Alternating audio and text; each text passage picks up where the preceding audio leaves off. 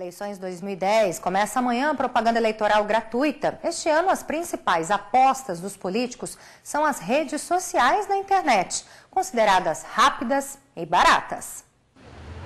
Será que o eleitor de Mato Grosso do Sul vota influenciado pelas propagandas políticas? Não é a propaganda eleitoral que faz você decidir um candidato, e sim as referências, o que a pessoa fez ou não. A gente tem que escolher o candidato bem antes, não pela propaganda dele, na época de campanha, né? Muitas vezes, quando você espera muito as pessoas falar, você acaba ficando indeciso, né? Com ou sem influência nas decisões dos eleitores, começa amanhã mais um período de propaganda eleitoral. Estão liberados os comícios, panfletos conhecidos como santinhos, alto-falantes, amplificadores de som, carreatas, passeatas e caminhadas.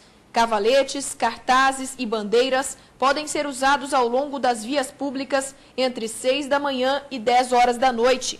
Os partidos e as coligações têm permissão para comercializar objetos como camisetas e bonés, desde que não contenham nome e número do candidato, nem o cargo em disputa. Faixas, placas, cartazes e pinturas devem ter no máximo 4 metros. Só podem ser expostos em bens particulares, sem qualquer tipo de pagamento pelo uso do espaço. Em jornais e revistas, a propaganda pode ser feita até 1º de outubro. Já nas emissoras de rádio e televisão, o período de exibição começa em 17 de agosto e vai até 30 de setembro. Sites de candidatos e partidos políticos foram liberados para entrar no ar a partir de hoje. Também está permitida a propaganda eleitoral por meio de blogs, páginas de relacionamento e mensagens, desde que o destinatário tenha mecanismos para pedir o descadastramento, caso queira.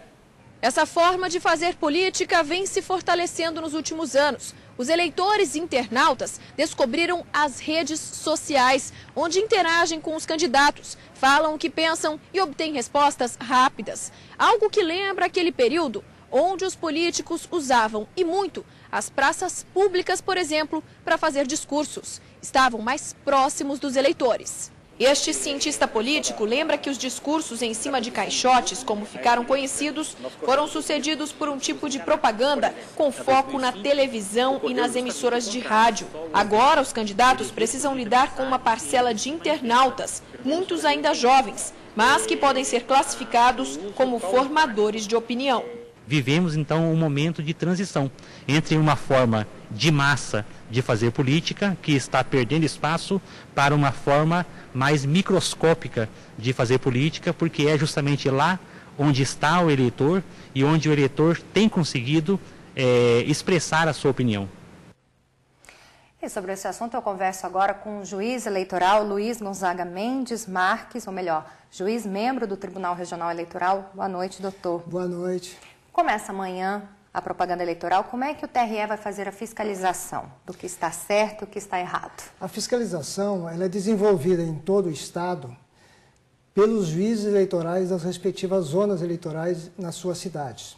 Em Campo Grande, há um magistrado que foi designado pelo TRE para exercer a função de fiscalizador da propaganda eleitoral, que no caso é o doutor Fernando Paes Campos. Mas as pessoas podem fazer denúncias de irregularidades? Exatamente, a denúncia pode ser feita diretamente ao magistrado, ou vai ter, já está sendo instalado também, o Disque Denúncia, e essas denúncias serão levantadas, apuradas e encaminhadas para o TRE, que por sua vez encaminhará para o Ministério Público, que é o Procurador Regional Eleitoral. A partir de quando começa a funcionar o Disque Denúncia? O Disque Denúncia vai funcionar a partir, possivelmente amanhã, ainda está em ajuste final. Já tem o telefone? Eu não tenho de momento o telefone, mas vai estar disponível no TRE assim que tiver também instalado definitivamente. Vamos mudar um pouquinho de assunto, doutor. Hoje foi o último dia de prazo para o registro de candidaturas. Nós temos um levantamento aqui, foram 362 candidatos registrados em Mato Grosso do Sul. A partir de agora, o TRE começa a fazer um outro trabalho, que é a averiguação da ficha limpa. Como é que vocês vão checar candidato por candidato essa questão, se ele pode mesmo ou não concorrer às eleições? Esse processo, na verdade, vai acabar tendo mais registro ainda, porque não encerrou ainda o horário do termina às 7 da noite. 7 da noite. Possivelmente terá mais registro. A partir daí, serão autuados esses pedidos de registros e haverá um processamento. Esse processamento significa a publicação de edital indicando o nome dos pedidos de registro de candidatura e, a partir daí, corre o prazo de 48 horas para as impugnações. Feito isso, o Ministério Público poderá impugnar, os outros partidos poderão impugnar as candidaturas.